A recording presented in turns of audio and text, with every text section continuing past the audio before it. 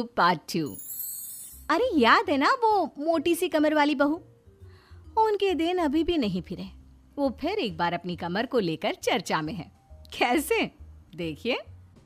क्या करूं, मेरी मोटी कमर का सब मजाक उड़ाते हैं। माँ जी तो ऐसे करती है जैसे मैं कोई डायन हूँ। ना कहीं साथ ले जाती है, ना ही किसी से मुझे मिलवाती है। अरे मीना, तो कोशिश क्यों नहीं करती कि तेरी कमर थोड़ी पतली हो जाए? अब देख ना, मेरे ऑफिस में भी उस दिन तेरा कितना मजाक बना था, याद है ना? मीना को पति से ये उम्मीद तो बिल्कुल नहीं थी। वो सोच में पड़ जाती है कि आखिर क्या लुक्स ही मायने रखते हैं? रिश्ते नाम की कोई चीज होती है क्या? पापा पापा, मेरे स्कूल में फंक्शन है, सबके मम्मी पापा आएंगे, आप भी आना कल। अरे नहीं बेटा, कल तो मेरी ज़रूरी मीटिंग है, कल नहीं हो पाएगा बेटा। अरे मैं हूं ना, मैं आ जाऊंगी। क्यों? नहीं नहीं माँ, तुम रहने दो, तुम्हारे लिए तो 2-2 चेयर लगाने पड़ जाते हैं और ऊपर से सब तुम्हारा मजाक बनाते हैं। ना बाबा ना, मेरे स्कूल में तो आना ही मत। मीना का दिल तो ये सोचकर और छोटा हो जाता है। वो किचन में जाती है और खाना बनाने लग जाती है। खाना बनाते बनाते उसे मुन्ने के जोर से रोने की आवाज आती है। अरे क्या हो गया मेरे बेटे को? मेरा बच्चा गिर गया है। कितनी बार कहा है कि भागा दौड़ी ना किया कर। मीना जल्दी से बच्चे को उठाती है, उसे कमरे में ले जाती है और सुला देती है। माँ, कल मैं गिर गया था तो किसी ने मुझे नहीं उठाया, सब मुझे डांट रहे थे, लेकिन तुमने मुझे उठाकर यहाँ बेड पर लिटाया। और रात भर तेरी कमर में मालिश भी करती रही। तभी तो मैं आज स्कूल के फंक्शन में जा रहा हूँ, नहीं तो कैसे जाता। अच्छा माँ, मैं जा रहा हूँ।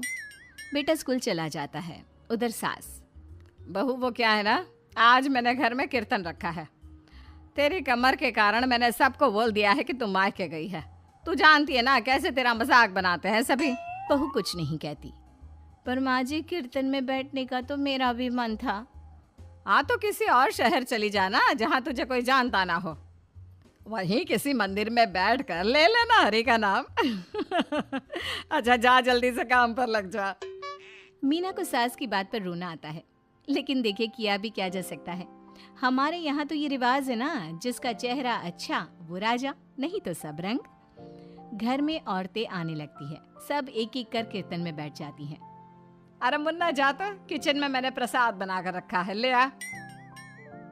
अरे क्या क्या कर लेती हो बहन जी, एक तुम्हारी बहू है बस कमर का कमरा बनाए बैठी है।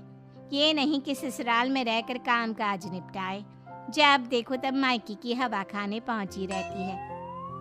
तभी दूसरी कहती है, मैंने तो घर में मना कर दिया था कि कोई खाना नहीं खाना, बहन जी के घर कीर्तन है, मैं सबका खाना लेकर आऊंगी, लेकिन यहाँ तो लग रहा है कि प्रसाद के भी लाले पड़े हैं।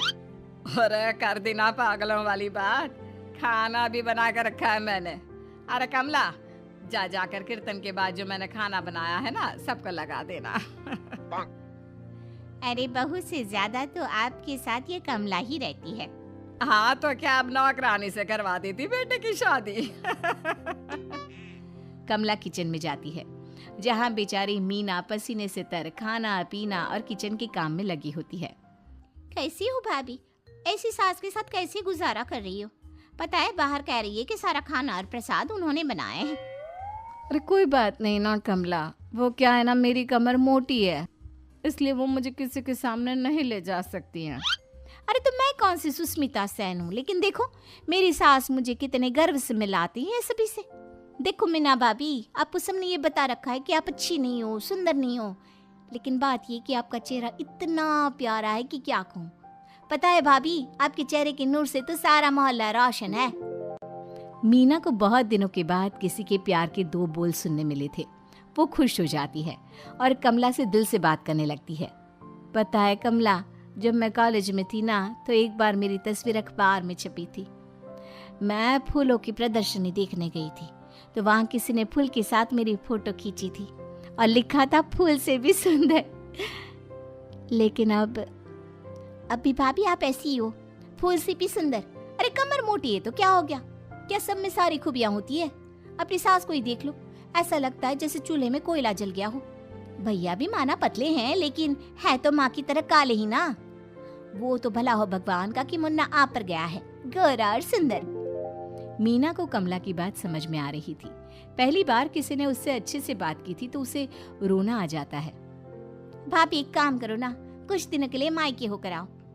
यहाँ तो ना भैया को आपकी कदर है ना ही सास को, और बेटा भी आपको इन लोगों के कहने पर दूर ही रखता है। मीना को कमला की बात ठीक लगती है। सारा कीर्तन निपट जाता है। उसके बाद अरे बहन जी मान गए, इतना सारा खाना और प्रसाद बनाने के बाद भी आपको देख के लगता नहीं कि आप एक बूंद भी थकी हो, बिल्कुल फ्रेश। बस बहन जी मैं तो हूँ ही कुछ ऐसी ही। सभी चले जाते हैं। तब जाकर मीना किचन से बाहर आती है। अरे कहाँ जा रही है? थक गई हूँ मैं, चाय लेकर आ जा। माँ जी चक्कर आ रहा है, सर दुख रहा है, कब से किचन में बंद थी, गर्मी में पसीना भी बहुत आ रहा था, जरा कमरे तक जाकर पसीना सुखा लूं।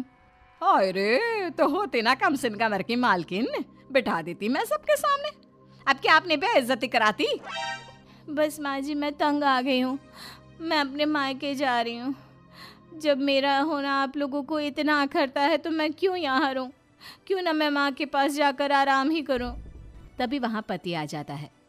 देखो ऐसा नहीं है, लेकिन हाँ कुछ दिनों के लिए तुम जाना चाहती हो तो हो आओ, लेकिन यहाँ हम सबको तुम्हारी ज़रूरत है।